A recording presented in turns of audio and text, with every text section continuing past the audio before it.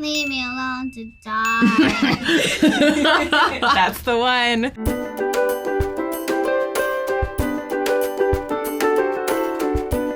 You said you wanted to play an old Tutu in the live action. Yes, and look, Tutu, they wouldn't give me the part of Tutu I really wanted. So I was wondering how you felt about the role you did get, and maybe the difference between your expectations and what you did get. Well, it makes perfect sense. This, from being the girl that needs some mentoring, that's kind of all over the place and needs a little bit of help in her life, to being the woman that says, you know what?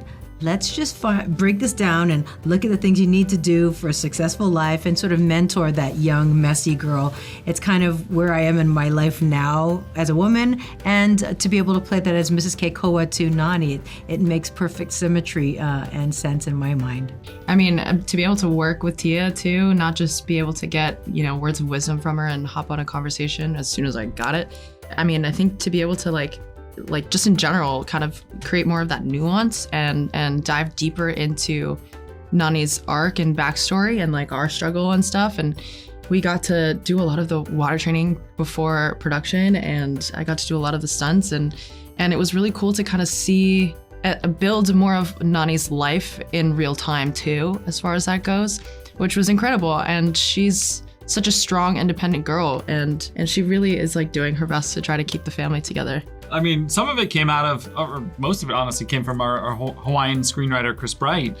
And, we're just trying to bring authenticity to the story in every way we could. And something he said early on, he was like, I don't think in Hawaii, if these two sisters had just lost their parents, I don't think they would be sort of as isolated. He's like, the community of Hawaii, he's like, there would be support for them. So we sort of had this notion of this neighbor character, Tutu, that is actually there for them earlier in the story. And the character issue for Nani really becomes, is she too stubborn? Does she want to prove she can do everything on her own? She can replace their mother. She can take on this responsibility. And she has to learn to just accept help and sort of accept this wider ohana. And so it is a little bit of a character change for Nani, but it actually came out of our screenwriter just saying, I think this is a little bit more true to what Hawaii and the sense of community is really like. The original Jumba has this kind of almost Russian accent. Did you? Listen, I told them, tell me what to do. I think these days accents are tricky. Maybe the PC. I don't know what happens. I don't know how those decisions are made. Like, no German, no Russian, no accents. But you still can kind of do a Russian one as the villain, let's be honest. I mean, Thunderbolts, come on. So maybe they wanted to stay away from that kind of thing, but maybe I did do a Russian accent. They're like, that sounds like he's Chinese. Everyone sees him as a comedian, but he's just so good. He's a really talented actor, and he plays everything serious. And that's why it's so funny. It's like Steve Carell. Steve Carell's so funny because he's so serious. And it's hysterical. You have heroes in your life, and they say never meet your heroes, but he was a treat. Both Southern guys from the South, and it was just really easy to get along with him.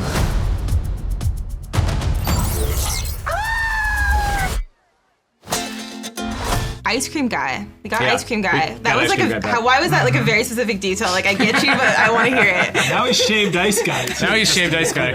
I mean, it's a really good example of the ways that we try to change this film to be a little bit more authentic. We were, we had ice cream guy in there for a while, and then Chris or me or you or someone was like, there's way more shaved ice on the island than ice cream stands. So he's now shaved ice guy. But I think we all, we tried to keep those little things that were the things that when we first saw the film, it felt like a movie for us. Like, we had this inside joke, and those little specific things we tried to service. On the other end of the spectrum, there's no Gantu. Tell me why. What happened?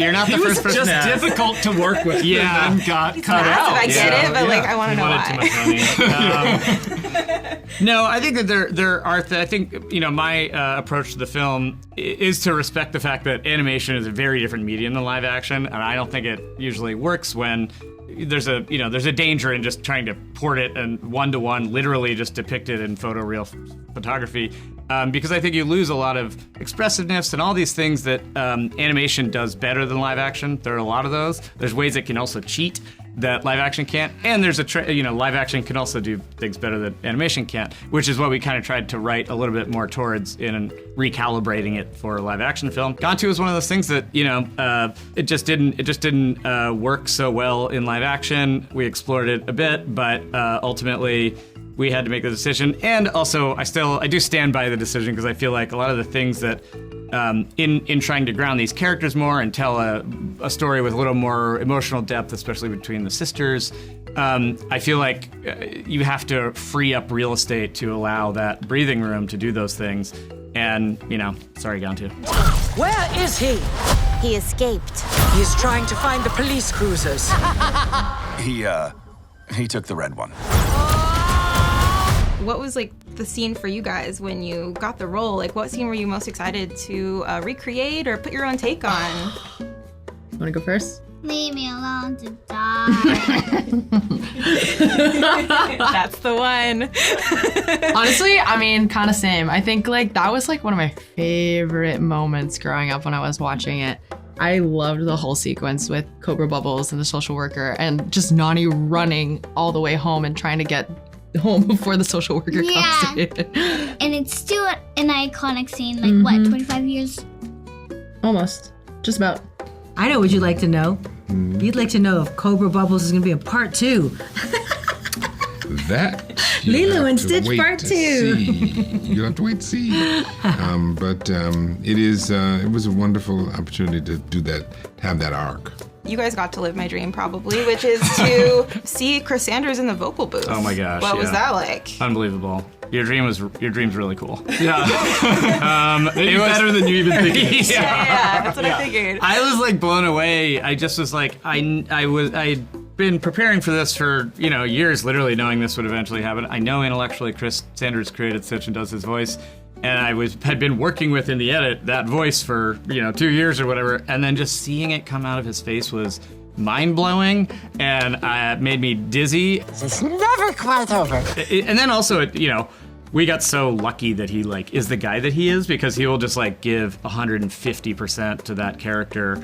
And, when I'm like, hey, can I get one more take like this or whatever, he'll just riff in Stitch voice for 10 minutes until you stop him. And, it's not an easy voice for him to do. It's a strain, clearly, to kind of limit the amount of air coming out like that. And, he was a pleasure to work with. I immediately took out my phone and just started making a little video. It's like, you're supposed to be cool on set, and I was not cool. I was like, this is amazing. Yeah, it was wonderful that I got to sit next to Chris Sanders yesterday, Chris Sanders and Dean Fleischer, who did the first animated feature, that they asked me how I would say goodbye to my sister in the hammock scene. And I said, well, as instead of just a phrase or something to say, I said there's a song of love and farewell called Aloha Oi that would be beautiful for that scene. And I sang it for them, and they loved it so much that they put it in the script into the movie, and I couldn't be more pleased. So I put the fingerprints on the characters, and then now, going forward, we were there on set, Dean Fleischer Camp showing me the set, going, this is where you sing the scene, tells Sydney and Maia. I said, that was my idea. And he goes, wait, oh my gosh, that's right. I remember reading about that 20 years ago and blah, blah, blah. So just to have that still be there, that little thing that I added to this wonderful world, I'm so honored. I was so unfamiliar with the movie. I didn't even know it had this fan base. But when I started looking into the movie, I realized, there's a real fan base here that wants to make sure this remake is done correctly. It's, this day, now that the audience talks back, it's tricky for filmmakers because they can get really into what does the audience want? So I think that they got it right. I just do. You want to bring a fresh spin, but you want to play homage to the original. And the Disney fan base, that's a real thing. It really was such a global phenomenon, Lilo and Stitch. It's a small little cartoon film, but it was about two friends, outsiders, trying to just find connection, a friendship. I'm not trying to recreate anything. I'm just trying to give honor to what Pleakley was from the original film. A guy that wanted to help or just have a good heart and explore the world and see the best in it. Maya, I have to ask you about teaching Stitch to Hula, because not only are you teaching Stitch, the millions of people who are going to see this get to be taught by you. That's really cool. Can you talk about that? True, babe. Oh, yeah, that's gonna be amazing. I'm gonna go to Aulani and I'm gonna teach some hula. I don't know if I'm right, but I think. But even on screen, you do it. You basically are teaching the world on screen. Yeah. How do you feel? are just amazing. It's about like telling a story that like this means something, this means something, this means something. It means a lot of things. Every single move is telling a story.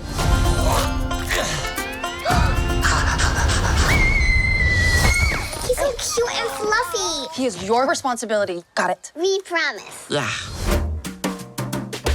Stitch have secret. Coffee made from Stitch DNA. Stitch stay very cute and fluffy from sand. Sand exfoliation. Sun and salt water only twice a week. Yeah. Stitch made to be energetic, but doctors say, Stitch, calm down little bit. When Stitch go, it starts to mess with sandcastle. Stitch say, okay, no need, calm down. Stitch, calm down.